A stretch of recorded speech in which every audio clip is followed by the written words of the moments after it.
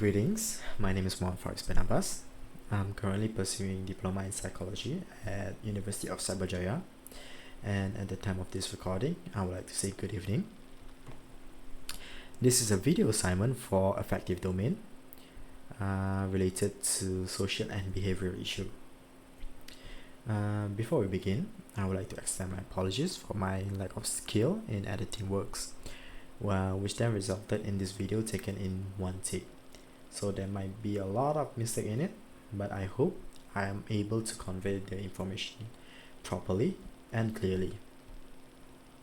Next, I would like to apologize for the way I record this video and the video format, which would be just me mainly talking and having fun throughout it and taking it relax because of the pressure from all the other assignment actually. So without further ado, let's begin.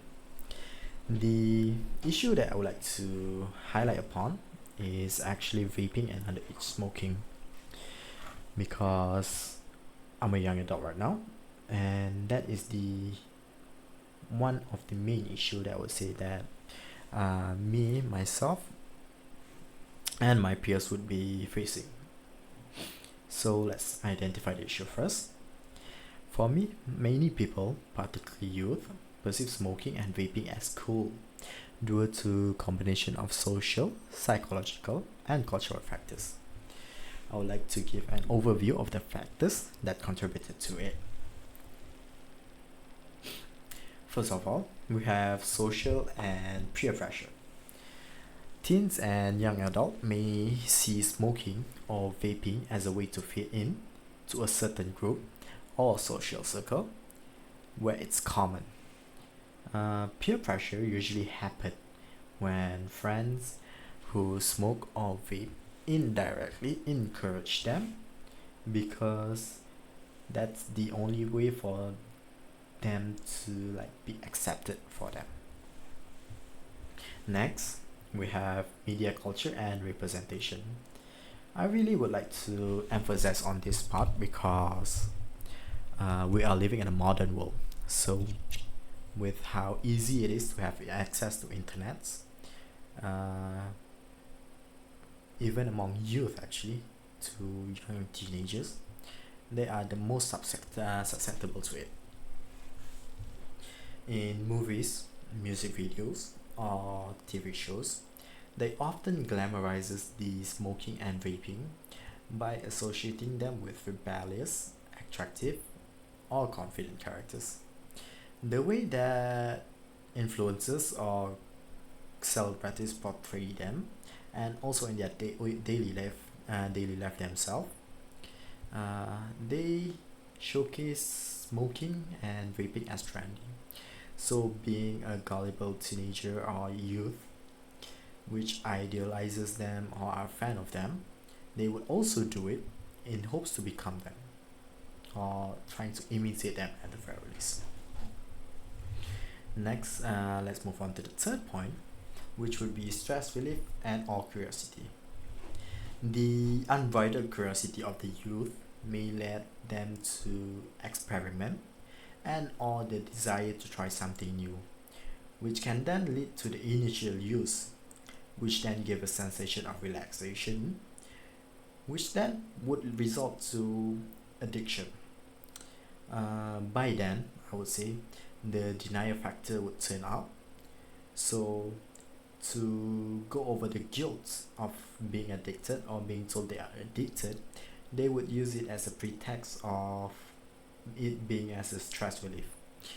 There's a lot of misconception where they can be used as stress relief, but it's more of the fun and addiction of it, I think.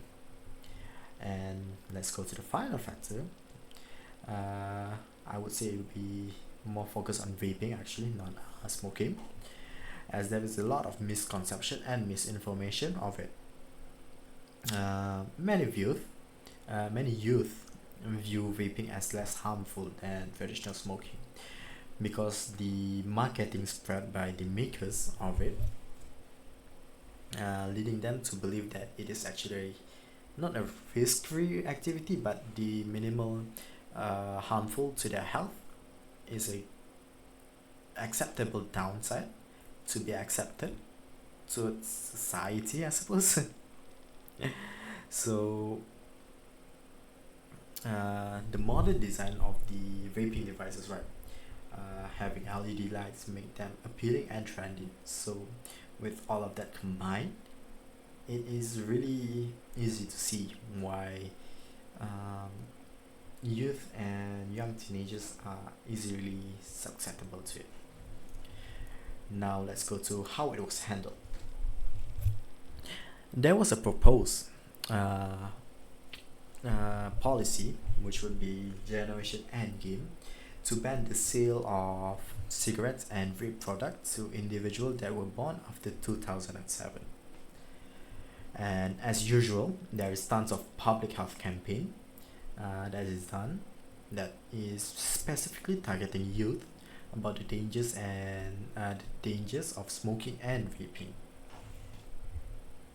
Next, we have the rates and stricter enforcement, which are also conducted to sellers that are willing to sell to minors. Uh, just doesn't mean that willing to sell to minors only. The enforcement behind the law towards selling the product itself must be uh, made stricter. So, in general, it would be harder to get towards everyone because, of course, smoking and vaping is not good for your health actually. Let's move on to the involved parties that are helping to solve this trouble actually. For the involved party, we have the Ministry of Health, the law enforcement agencies, such as the police and the government parts that are involved in it. And then we have the NGOs, which is non-government organization that are advocating for public health, such as the Malaysian Council or for Tobacco Control. I actually just like glance over the involved parties and how it's handled because there's actually tons of way for you to um, participate and to help the helping the young youth and teenagers on this problem actually. You don't really have to stick to one way because it's actually just a simple but a serious thing that we have to address. So we have the finally we have the reflecting on the issue based on the effective domain level.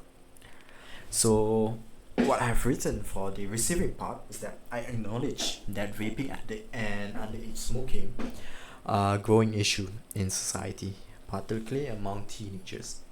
This behavior is often influenced by peer pressure, social media, and all targeted marketing strategies. I recognize that it has serious health implications, including addiction and respiratory problems. For the next level, we have responding.